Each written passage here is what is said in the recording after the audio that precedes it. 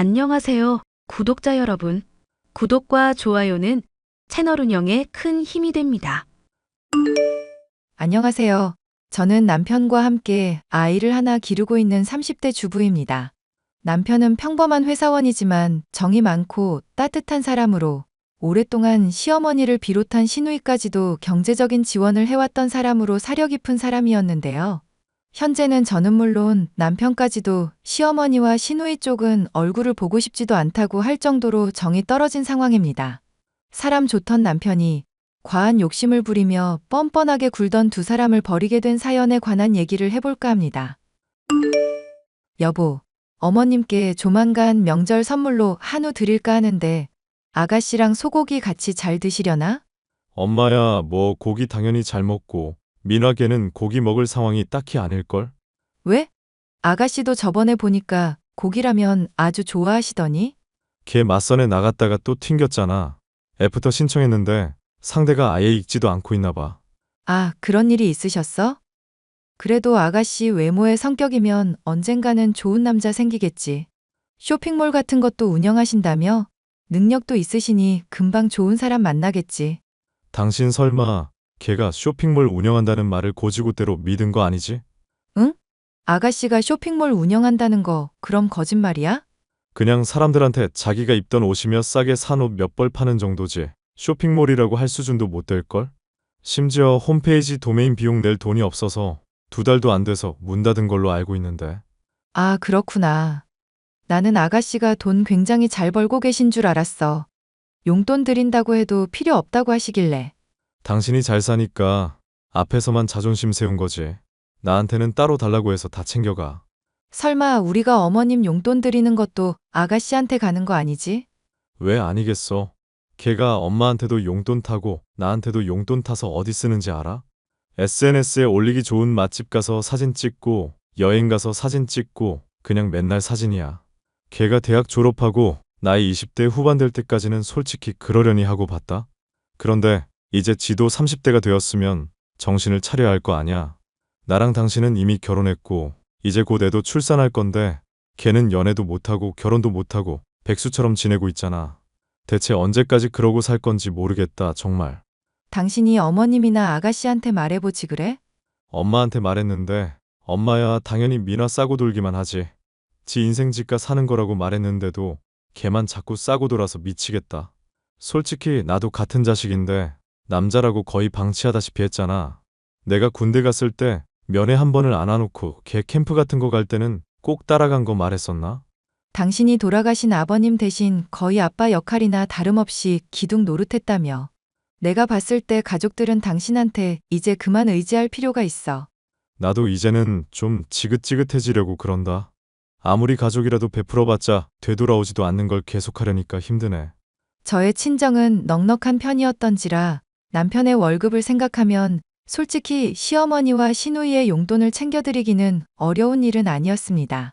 하지만 결혼하고부터 점점 시간이 흐르면서 호의를 당연히 여기는 시어머니가 점점 불편해지기 시작했는데요. 술에 만취한 어느 날 시어머니는 제게 황당한 얘기를 한 적이 있었습니다. 솔직히 말해서 너 며느리로 들인 거 내가 후회하는 날이 하루 이틀이 아니다. 우리 아들은 더 넉넉한 애랑 결혼해야 했어. 내가 너만 생각하면 가슴 깊은 곳부터 갑갑해서 숨이 제대로 안 쉬어지는 거 알고는 있니? 갑자기 그게 무슨 말씀이세요? 어머님, 친구들이랑 나들이 가신다더니 혹시 술 드셨어요? 그래, 술을 마시지 않고는 버틸 수가 없을 것 같아서 좀 마셨다. 무슨 이유로 마셨는지 말씀해 보세요, 어머님. 경청할게요. 그래, 너도 이제 결혼했으니 우리는 가족 아니니? 가족이면 당연히 좋은 일이건 힘든 일이건 공유하면서 살아야 하는 거고.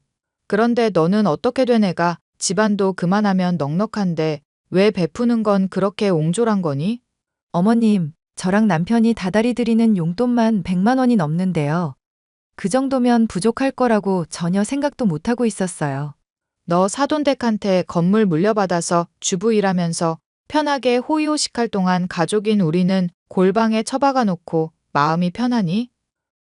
같이 살자고 얘기를 안 꺼낼 거면 적어도 자주 놀러 와라. 용돈은 더 올려주겠다. 먼저 얘기는 꺼내줘야 하는 거 아니니?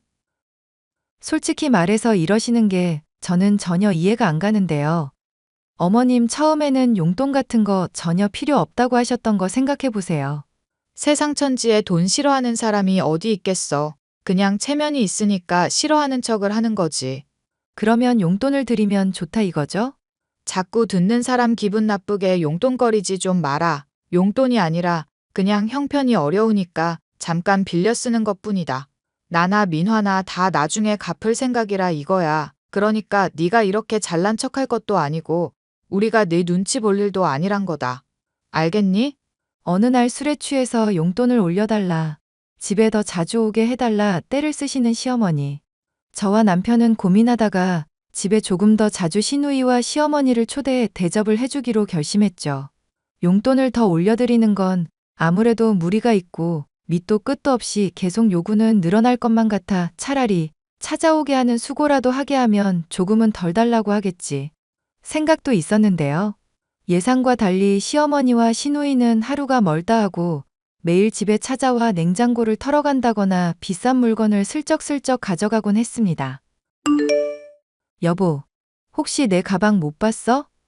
엄마가 사준 건데 친정 갈 때 챙겨가려 했더니 아무리 찾아도 보이지를 않네. 나 오늘 출근할 때만 해도 침대 쪽 머리맡에 잘만 놓여 있었던 걸로 기억하는데? 한번 잘 찾아보지 그래. 침대 밑에 들어갔을 수도 있잖아. 혹시 아가씨 하루 자고 간다고 하셨잖아. 당신한테 가방 빌려간다고 말하진 않았지? 나야 그런 얘기 전혀 못 들었지. 그런데 걔가 가방도 가져갔다고? 아니, 꼭 가방을 가져갔다는 건 아닌데 의심이 돼서. 요즘 어머님이랑 아가씨 우리 집에 자주 오고 잠도 편하게 자고 가시잖아. 막 에어컨도 이불 덮었을 정도로 추워하면서도 절대 안 끄시고. 뭔가 우리 집에서 돈 될 만한 건 다 하는 느낌이라서. 냉장고에 있는 딸기랑 포도도 다 털어갔다며. 당신 기운 내라고 엄마가 해준 보약도 매일 한 팩씩 빼먹고 집에 갈 때마다 또 하나씩 챙겨가더라. 솔직히 이런 문제로 얘기하면 쪼잔하다 그럴까봐 따지기 싫기는 한데 좀 정도가 심한 거 아냐? 내가 엄마랑 민호한테 잘 얘기해 볼게. 아무리 그래도 사람들이 염치가 없냐. 아빠 돌아가실 때만 해도 이 정도는 아니었는데. 아가씨가 매일 유럽 여행이다 클럽이다 놀러만 다니니까 형편이 많이 안 좋으신가 봐. 저번에 집에서 통화하는 거 들어보니까 뭐 언제 갚을게요 하면서 대출도 있는 것 같더라. 하여튼 민화 이 계집애는 내가 능력 없으면 대출 받지 말라고 했는데.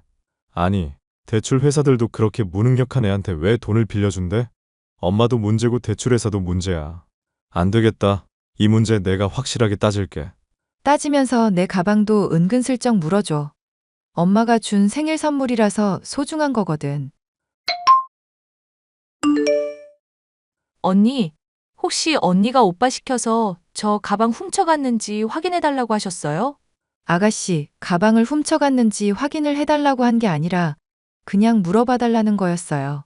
저요, 가난하게 살고 있고 언니랑 오빠한테 신세 지금 지고 있지만 그 정도로 뻔뻔한 사람은 아니에요. 가방을 빌렸으면 빌렸지 훔칠 일은 절대 없다고요. 집에 잘 보이던 게 안 보이니까 그냥 확인만 해달라고 한 거였어요. 생각해보니까 어머님이 가져갔을 수도 있겠네요. 아니요, 본인이 잃어버려 놓고 엄마나 제 탓하시는 거잖아요. 저는 지금 언니 태도가 기분이 나쁘다고요. 사람을 도둑 취급하고 무슨 기생충이라도 된 것처럼 대하시면 안 되죠. 도둑 취급한 적도 없고 기생충 취급한 적도 없어요.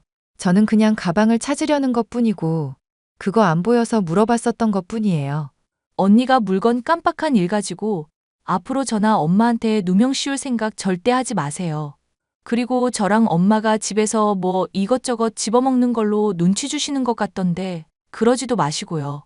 솔직히 언니 주부로 지내면서 대체 뭘 하고 계시는데요? 오빠가 돈 벌어오는 동안 언니는 뭐 하고 계시냐고요? 지금 말 다 하신 거예요? 아니요, 덜 했어요. 언니는 임신했다고 집안일도 건성으로 하시잖아요. 엄마랑 저랑 노는 것 같아도 그런 거 다 지켜보고 있는 거 알긴 하세요? 아가씨, 감정이 많이 격해진 것 같은데 적당히 하세요.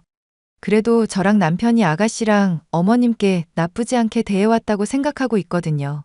괜히 기분 나쁘다고 말 되는 대로 내뱉어서 나중에 서로 감정 상할 일 만들지 말죠. 그렇게 참아준다는 식으로 깔아보는 태도가 기분이 더럽다고요. 하여튼 언니, 제가 앞으로 지켜볼 거니까 오늘처럼만 하세요. 연장자한테 참 말버릇이 없으시네요. 언니가 우리 엄마한테 대한 태도는 어떻고요? 저랑 엄마가 용돈 아니라 돈 좀 빌려 쓰고 있는 건데 사람을 무슨 거지 취급하셨잖아요. 나중에 성공하면 다 갚을 건데 얼마 되지도 않는 푼돈으로 사람 무시하지 말라고요. 나이도 어리고 제게 용돈도 받는 주제에 뻔뻔하기 짝이 없는 시누이의 태도를 보니 기가 차서 절로 코웃음이 나왔는데요. 시어머니는 그런 딸 자식이라도 이뻐 죽겠는지 제 앞에서 버릇없는 언행을 해도 무시하거나 도리어 시누이의 편을 들 뿐이었습니다. 제가 아이를 임신했음에도 임산부인 저를 신경 쓰고 이해하기보다는 무작정 버릇없는 시누이만 싸고 도는 시어머니의 모습에 체념한 것이나 다름없는 상황이었죠. 그 와중에도 물건이 사라지는 일이 계속되어 저는 어머님과 시누이에게 경고했지만 두 사람은 도통 들을 생각이 없었습니다. 얘, 우리가 돈이 없지 양심이 없니? 네가 잘난 건 알겠는데 왜 돈 가지고 멀쩡한 사람을 핍박하고 그러니? 우리가 훔치기는 뭘 훔쳤다고 엄한 사람을 의심해? 어머님, 저 곧 있으면 출산이라서 스트레스를 많이 받으면 안 된다고 들었거든요. 부탁드리는데 당분간만 아가씨 문제 얘기는 좀 참아주시면 안 될까요? 이게 어디서 시애미한테 이래라 저래라야. 이래라 저래라 하는 게 아니라 서로 최소한의 배려는 하자는 거였어요. 그러잖아도 두 분 형편이 아주 어려우신가 싶어서 용돈 올려드릴까 하던 차였어요. 남편이랑 얘기하고 결정한 거니까 서로 많이 배려하면서 지내면 좋을 것 같아요. 가족끼리 오손도손 지내고 자주 보면 기분이 좋아야 하는 거잖아요. 너는 애가 참 못됐다. 그런 일이 있으면 진즉에 말을 해야지. 시모를 일방으로 나쁜 사람이나 만들고 말이야. 네 말대로 자주 보면서 서로 기분 좋을 일만 있으면 좋겠구나. 나도 정말 그러고 싶은 심정이야. 그런데 집에 있는 제 물건들이 없어지는 일은 이제 그만 일어났으면 싶네요. 제가 깜빡깜빡 잘하는 편이긴 하지만 이 정도로 심하진 않거든요. 나랑 민화는 모르는 일이라니까 왜 자꾸 그러니? 너 깜빡하지 않게 같이 신경은 써주도록 할 테니 너나 그런 얘기 좀 그만해라. 용돈을 올려주겠다고 하니 물건이 사라지는 일은 기가 막히게 줄어들었습니다. 남편이나 저나 시어머니와 시누이에게 너무 실망이 들 지경이었지만 일부러 내색하지는 않고 지냈는데요. 그러던 사이 저는 기다리던 아이를 출산하게 됐고 친정 아버지는 손주를 봤다고 기뻐하시며 집을 장만해 주셨습니다. 여보, 그동안 참느라 고생했어. 이제 나도 당신도 결정해야 할 때가 온 것 같다. 꼭 당신 때문에 참았다기보다 애 생각해서 스트레스 받을 일을 안 만들려고 했던 거지. 그러고 보니 어머님이랑 아가씨가 그동안 훔쳐간 것만 합산해 보니까 3천만 원이 넘더라. 당신 증거는 다 잘 가지고 있지? 미나랑 엄마랑 둘 다 뒤딜 생각 안 하고 사는 사람들이잖아. 그간 꾸준히 방문할 때마다 훔쳐간 물건 있을 만한 곳 뒤져봤더니 싹 다 나오더라. 사진도 다 찍어놨으니까 증거 걱정은 하지 마. 고마워, 여보. 어떻게 보면 쉽지 않은 결정일 텐데. 아냐, 내가 오히려 고맙지. 이렇게 감당하기 힘든 엄마랑 동생 참아주면서 변화 하나 안 하나 기다려준 거잖아. 내가 기한을 달리 약속한 적도 없었는데 지켜봐주고 참느라 너무 고생 많았어. 나도 충분히 할 도리 다 했으니 아예 연락 끊고 그냥 남처럼 지냈으면 싶어. 새 집으로 이사 가면 당연히 그럴 수 있을 거야. 그런데 정말 당신 괜찮겠어? 내가 안 괜찮을 게 뭐가 있겠어. 솔직히 가족이라고 해도 엄마는 맨날 동생만 챙기고 나는 대학 갈 때 한 푼 보태준 것도 없어. 내가 집안의 가장이니 뭐니 하면서 책임만 지웠지. 등록금 낸다고 아르바이트하고 있는 나한테 동생 용돈 안 챙기냐면서 술 마시고 뺨 때린 게 우리 엄마야. 그러면 이제까지 우리가 빌려준 돈도 죄다 받아낼까?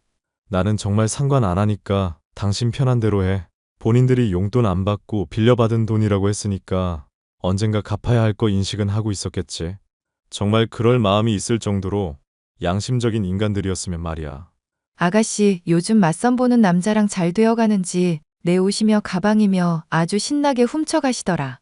어떻게 사람이 참아주니까 한도 끝도 없이 일어나 어이가 없을 지경이었어. 이제 두 사람 우리 힘들게 한 죗값 받게 할 테니까 즐기자. 시누이와 시어머니에게 아예 정이 떨어져 버린 남편이었으니 그 뒤로 저의 행동은 거칠 게 없었습니다. 남편의 감정 정리 문제도 있고 출산의 문제도 있어 참아왔던 두 모녀를 이제 혼내줄 시간이라고 생각하고 있었죠.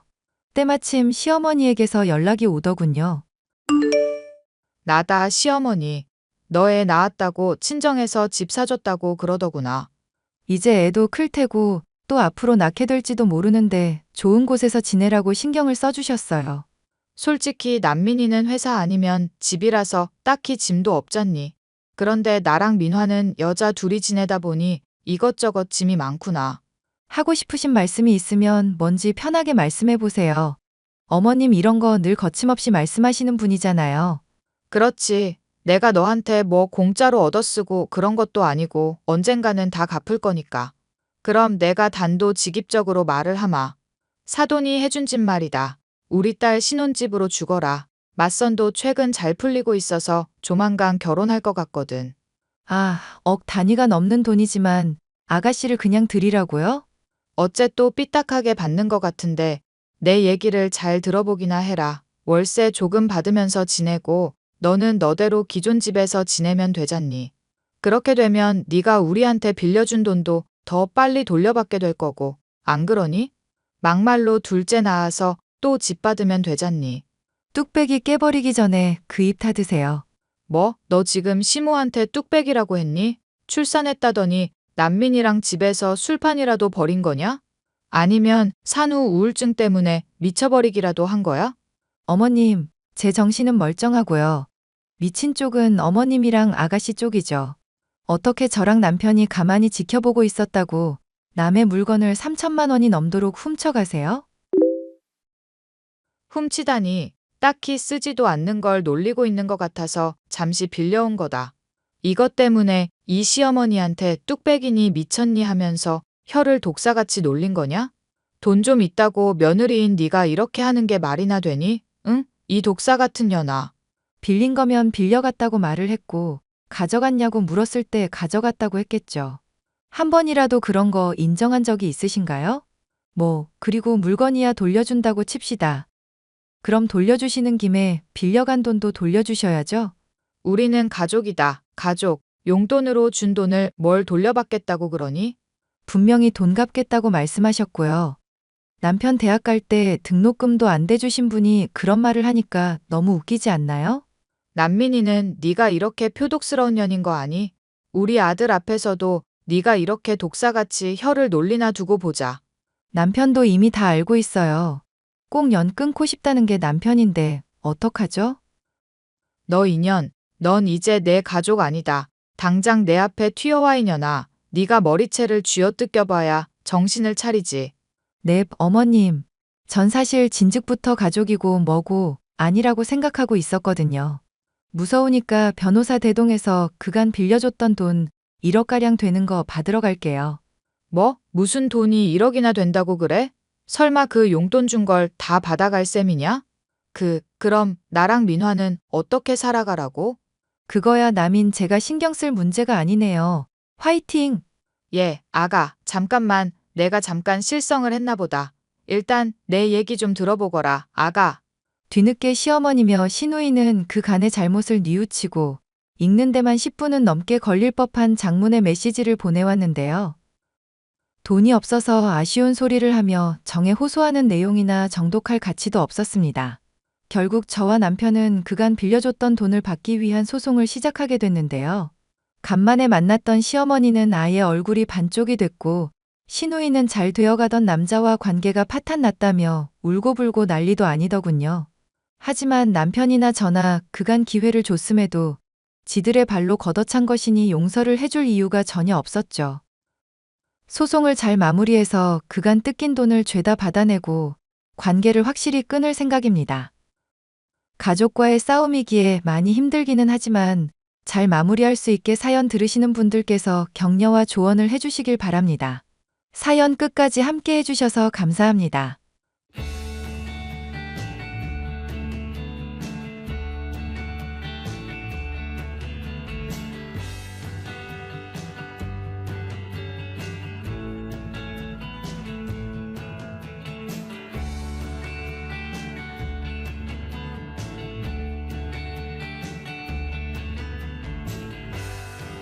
안녕하세요, 구독자 여러분. 구독과 좋아요는 채널 운영에 큰 힘이 됩니다. 안녕하세요.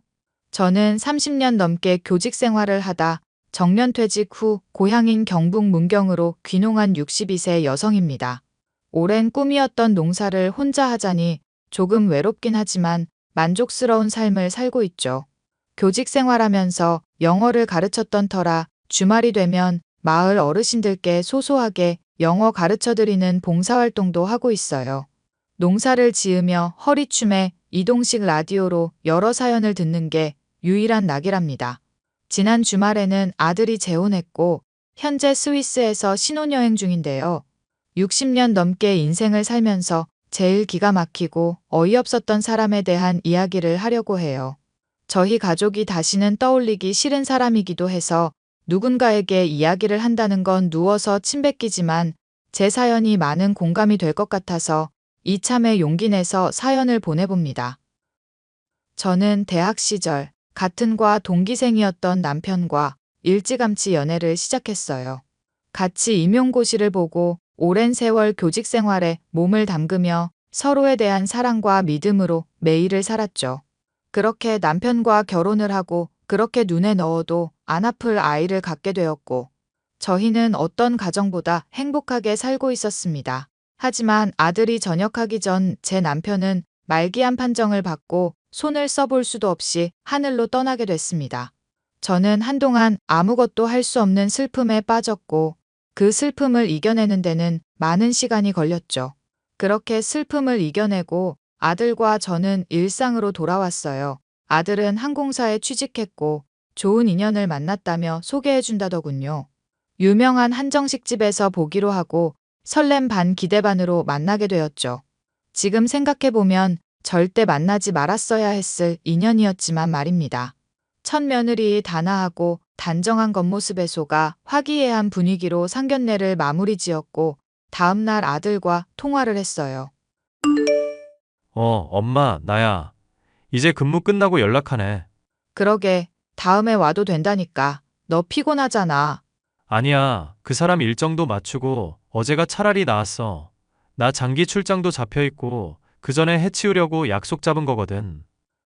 아이고, 뭐가 그리 급해서. 어제 얘기 나눠보니까 사람이 참 착하더라. 그지? 우리 수진이 천사 같지? 이 팔불출아, 벌써부터 아주 난리네. 엄마는 네가 좋다고 하면 다 좋아. 사람도 착해 보이고 상냥한 게 아주 마음에 쏙 들더라. 정말? 그럼 엄마 대답 긍정적으로 봐도 되는 거야?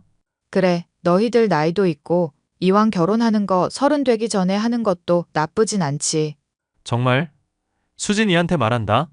그렇게도 좋니? 그럼 내가 사랑하는 사람이랑 결혼해서 행복하게 사는 게 얼마나 큰일인데. 엄마 고마워. 너희 아버지도 이 모습을 같이 봤어야 하는데. 아이, 왜? 또 그래. 아버지도 분명히 좋아하실 거야. 그럼 너희 아버지처럼 순한 사람도 없었는데 아무튼 수진이한테 이야기 잘해주고 그쪽 집이랑도 이야기해서 적당한 날에 날 잡아. 알겠어. 수진이랑 이야기해보고 알려줄게. 그나저나 너는 이 아가씨 어떻게 만난 거야? 뭐 하는 집안인지 물어봐도 돼? 가볍게 인사 오는 자리라서 함부로 물으면 기분 나빠할까봐 아무것도 못 물어봤네. 아, 수진이네. 그냥 보통 평범한 집이지. 수진이는 승무원이고 아버님은 공무원 퇴직하시고 지금 아파트 경비 일하셔. 어머님은 주부시고. 그렇구나. 너희들이 좋다는데 반대할 이유도 없지. 아무튼 연락 다오. 알겠어, 엄마. 뭐가 그렇게 급했는지 결혼을 허락하고 나서 2주 정도 뒤에 바로 상견례를 하기로 했어요. 둘 다 30살 전에는 결혼하고 싶어 했고 저희도 부모된 입장에서 더 늦어봤자 좋을 건 없다 생각했습니다. 며느리를 처음 만나는 자리보다 상견례 자리는 몇 배나 더 떨리더군요. 어색한 침묵도 잠시 서로에게 필요한 질문들을 하며 대화를 이어나갔어요. 생각보다 금방 긴장도 풀렸고 사돈들도 넉살도 좋고 푸근한 인상이었거든요. 두 사람은 본격적인 결혼 준비를 하게 되었고 웨딩 촬영부터 예식장 계약까지 정말 정신없었습니다. 사돈이랑 중간중간 한 번씩 만나면서 커피 한잔 했어요. 아이들 신혼살림에 대한 이야기도 하면서 이래저래 친해지기 위함이었죠. 결혼하면서 허례허식은 모두 없애고 예단이나 예물은 최소화하기로 했습니다. 앞으로 살아갈 날이 많은 두 사람에게 조금이라도 보탬이 되고자 그 돈 아껴서 그대로 주기로 했거든요. 그러다 결혼식을 2달 정도 앞둔 어느 날 기쁜 소식이 있다며 아들과 며느리가 메시지를 보내왔습니다. 엄마, 선물이야. 이게 뭐야? 뭐긴 뭐야. 초음파 사진이지. 엄마 곧 할머니 된다고. 에그머니나 내가 벌써 할머니라고? 너희 애 가졌니? 어머니, 어쩌다 보니 그렇게 됐어요. 저희가 워낙 성격이 급하잖아요. 예쁘게 봐주세요. 이제 4주 차래요. 예쁘게 봐주고 말고가 어디 있어. 어휴, 대단하다. 우리 며느리. 몸 고생 좀 할 텐데 어떡한다니? 아직 저도 얼떨떨하지만 훈석 씨가 잘 도와줄 거라 믿어요. 걱정 마, 수진아. 우리 아이 잘 키워보자. 이런 게 세상 다 가진 기분이라는 건가 봐. 팔불출아, 못 말려 진짜. 아무튼 세아가 결혼 앞두고 장하다. 몸조리 잘하고 필요한 거 있음 말만 해. 어머니, 감사합니다. 아직 입덧도 없고 딱히 느낌도 없어요. 조금 시간 지나면 배도 나오고 그럴 텐데. 다른 거 생각하지 말고 오로지 아이만 생각하렴. 먹고 싶은 거 사고 싶은 거 너 하고 싶은 대로 다 해야 해. 임신 때 맺힌 원하는 평생 가니까 눈치 보지 말고 하고 싶은 거 다 하고 살아. 엄마, 수진이한테 너무 관대한 거 아니야? 관대는 무슨. 당연히 해줘야 될 건데 아이 낳고 기르는 게 얼마나 힘든 일인지 아니? 너 새아가한테 잘해야 해. 알겠어, 엄마. 수진이는 내가 잘 챙길게. 지금 수진이 계좌로 1,500만 원 보냈다. 어? 갑자기 무슨 돈을? 아기용품도 사야 하고 이래저래 필요한 게 많을 거잖니? 내가 대충 들어보니까. 요즘엔 조리원도 예약제로 한다면서 임신 사실 알자마자 대기인지 뭔지 걸어야 겨우 조리원 입실할 수 있다더라. 미리미리 챙겨주는 거니까 그걸로 조리원도 빨리 계약해. 어머니, 너무 감사해요. 너무 많이 챙겨주셨어요. 섭섭지 않게 넣었으니까 부족하면 언제든지 말하고. 2달의 시간이 흘러 결혼 후 신혼여행에 다녀온 두 사람은 바쁜 나날을 보냈습니다. 며느리는 임신 사실을 직장에 알려 항공승무원에서 지상직 근무로 발령받았지만 배가 많이 불러와 결국 직장을 그만두고 말았죠. 운동도 하고 취미생활도 하며 태교에 힘썼습니다. 그러고는 얼마 뒤 건강한 아들을 출산했어요. 그런데 말입니다. 며느리의 본성이 드러나기 시작한 건지 아이를 낳고 며느리의 태도가 조금씩 달라지기 시작했어요. 조리원에서 퇴소하고 나서 아들이 갑자기 육아휴직을 6개월이나 썼다는 겁니다. 물론 육아를 하는 데 있어서 남녀 구분도 없고 부부가 같이 해야 하는 거지만 며느리는 몸을 다 추스르지도 않았는데 답답하다는 이유로 친구들을 만나거나 단류하고 술을 마시기 시작했어요. 다이어트도 혹독하게 해서 몸에 딱 달라붙은 옷을 입거나 외박도 하고 자유분방한 태도를 보였죠. 처음에는 육아에 대한 스트레스를 받지 않게 하기 위해 별말 하지 않았어요. 하지만 시간이 지날수록 점점 과해지는 행동에 뭐라고 한마디 해야겠다 싶더군요. 아들에게 아이를 맡겨놓고 자주 외박도 하고 심지어 돈도 펑펑 써대기 시작했습니다. 아이 보느라 힘들지? 힘들긴 하지. 무슨 아기가 잠을 안 자. 원래 그땐 다 그런 거야. 그나저나 잠도 못 자고 고생해서 어쩐다니 우리 아들. 뭐 어쩌겠어. 내 자식인데 내가 고생해야지. 아휴, 그럴 줄 알고 엄마가 너랑 세아가 보약 좀 지었다. 너 요즘 잠도 못 자고 얼굴 상태가 말이 아닐 거야. 뭐 그런 것까지 먹어. 너 잘 되라고 주는 거 아니야. 우리 손자 잘 키우라고 주는 거지. 고마워, 엄마. 그나저나 아이가 자꾸 보채네. 얘는 왜 자꾸 울지? 말도 못하는데 당연히 울지. 그나저나 수진이는 또 어디 갔어? 왜 너만 애를 보고 있냐고. 뭐 볼 일 있다고 나간 거지 뭐. 육아 스트레스 안 주려고 나도 모른 채 하고 있는 거니까 엄마도 그냥 그러려니 해. 보는 내가 다 속상해서 그러지. 어쩜 밖으로만 나돌아다닌다니? 에이, 엄마. 다 그런 거지 뭐. 이럴 때라도 도와줘야지. 안 그래? 그러니 너무 염려마. 알겠어. 네가 그렇게 말하면 가만히 있어야지 뭐. 이따가 저녁에 넘어갈 테니까 너도 맛있는 것 좀 사 먹고 그래. 엄마가 아기 좀 봐줄 테니까. 아들은 괜찮다고 하지만 제 속이 다 타들어가겠더라고요. 저도 아들을 키워본 입장이라 육아가 얼마나 고된지 알아서 아들이 가엾어 보였습니다. 그래서 참으라는 아들의 말을 무시하고 며느리에게 연락했어요. 너 어디니? 어머니, 저 친구들 만나고 있어요. 왜 그러세요? 무슨 일 있으세요? 아니, 너는 도대체 아이 엄마라는 사람이 허구한 날 외박에 술에 뭐 하는 짓이니? 네? 이게 뭐 어때서요? 그이랑 합의 보고 아이 맡기고 나오는데 문제될 게 있나요? 그이가 아이 보고 있잖아요. 그래도 그렇지. 같이 돌봐야지. 너는 맨날 외박에 술에. 이게 이해가 가는 행동이니? 어머니, 혹시 꼰대짓 하려고 하시는 거 아니죠? 제가 일부러 밖에 나오는 줄 아세요? 아이 가지고 호르몬도 왔다 갔다 하고 제 의지와는 다르게 기분도 오락가락해. 집에 있으면 우울증 걸릴 것 같은데 이렇게라도 해야지. 어쩌겠어요? 너 말이면 다인 줄 아니? 내가 꼰대처럼 보일진 모르겠는데 네가 낳은 아이야. 그럼 정성을 보여야지. 왜 훈석이한테만 짐을 지게 하니? 아, 어머니 그만 좀 하세요. 지나치게 간섭하시는 것도 스트레스 불러오거든요. 뭐라고? 그만 좀 하시라고요. 그이랑 이야기하고 나오는 건데 왜 어머니가 뭐라고 하세요? 제가 나중에 연락드릴게요. 지금 친구들이랑 있는데 흥 깨져요. 그런 줄 알고 있을게요. 뭐? 세아가. 며느리는 일방적으로 저와의 대화를 차단했고 속에서 열불이 났지만 정말 스트레스 받으면 어쩌나 하고 가만히 있을 수밖에 없었어요. 시간이 흘러 아이가 돌을 앞둔 어느 날 사건이 터지고 말았습니다. 아들이 복직을 앞두고 있었는데 불가피하게 육아휴직을 한 달 정도 더 연장해야 하는 상황이 와서 회사에 갈 일이 있었어요. 아이를 며느리에게 맡겼는데 낮에 아이를 재우고 친구들이랑 술 약속이 있다며 아이를 두고 나간 거 있죠? 저도 시장에서 장을 보고 있는데 평소 왕래를 자주 하던 옆집 아주머니가 연락을 해온 겁니다.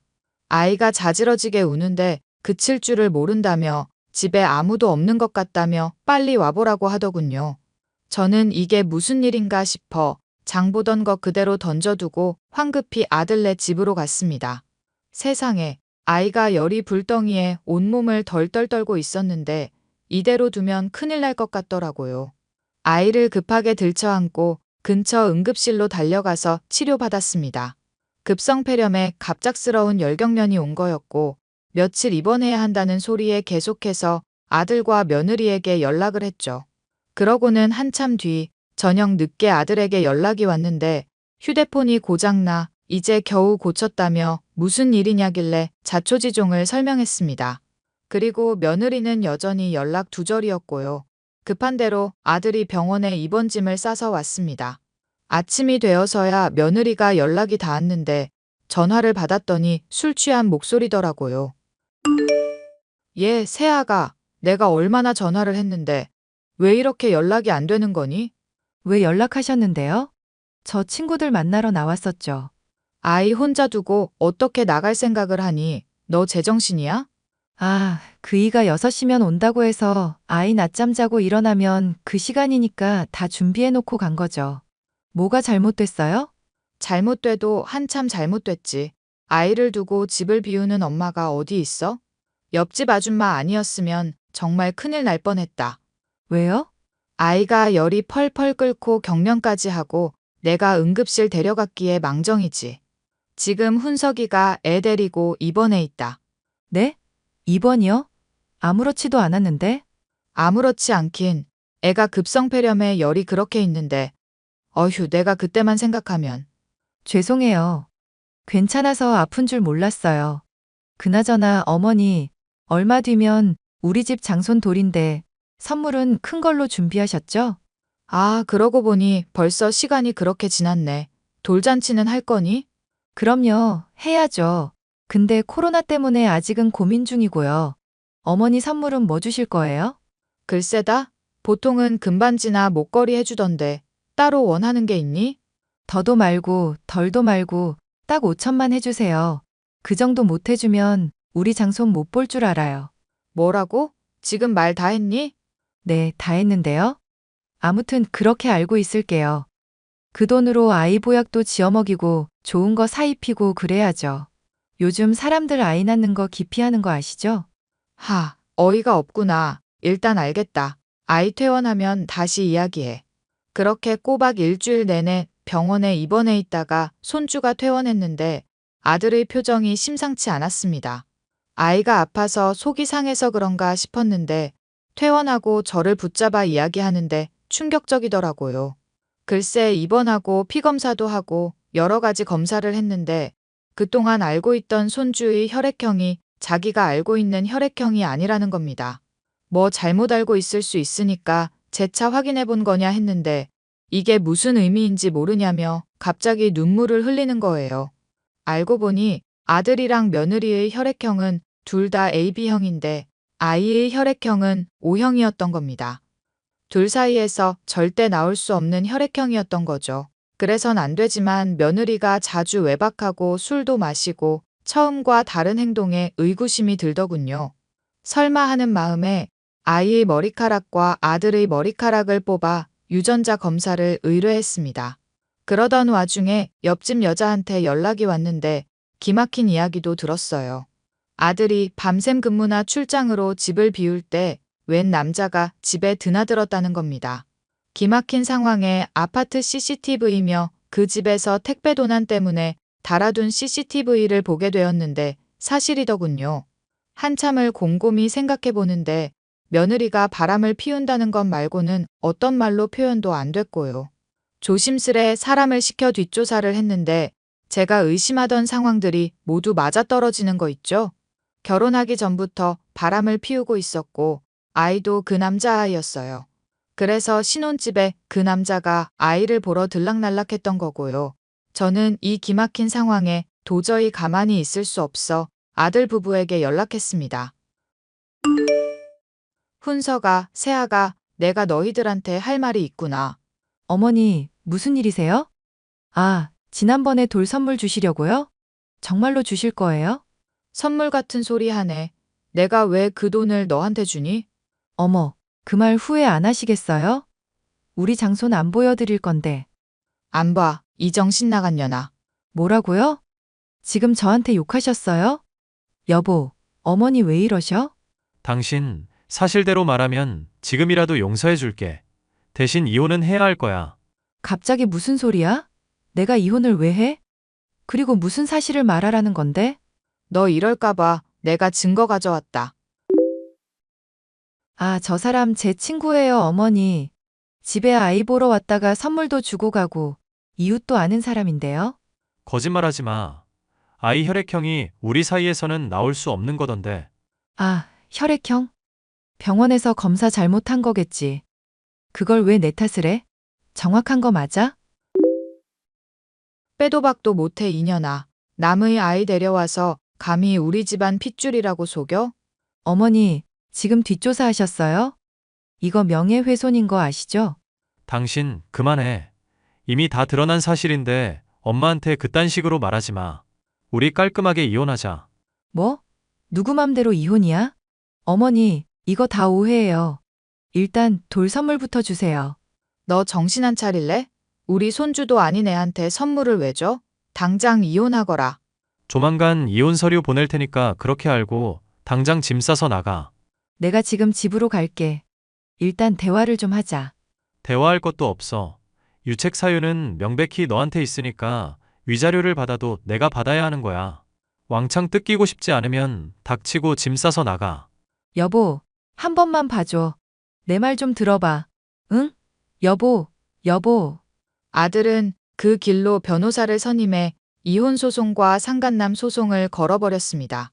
사돈들에게도 이와 같은 사실을 모두 전했고 자신들이 자식을 잘못 키웠다며 저희에게 사과를 하더군요. 아들은 큰 충격에도 불구하고 며느리에게 위자료로 5천만 원을 받아냈고 상간남한테도 1,500만 원의 보상금을 받았습니다. 끝까지 자신은 억울하다던 며느리는 사돈들에게 붙잡혀 친정으로 돌아갔고 손주였던 그 아이는 상가님이 데리고 갔어요.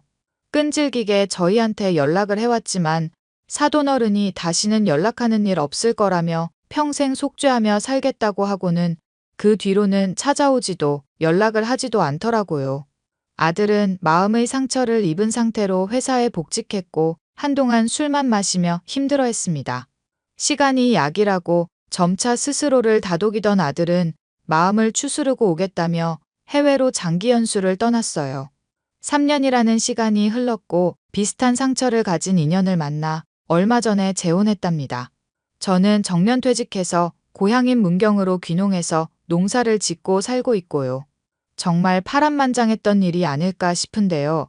살면서 이런 일 겪는 것도 복이라고 해야 할지 경험이라고 해야 할지 의문이네요. 그래도 1년 가까이 끼고 살았던 아이라 가끔 생각은 나지만 괘씸한 며느리를 생각하면 그 아이마저도 미워지네요. 앞으로는 저나 아들이 행복하기만을 바라며 살 거예요. 그 아이도 좋은 환경에서 행복하게 자라나길 기도해 줄 겁니다. 한때 정을 나누었던 작고 소중했던 녀석이 자라면서 상처받지 않길 바랄 뿐이에요. 제 사연은 여기까지고요.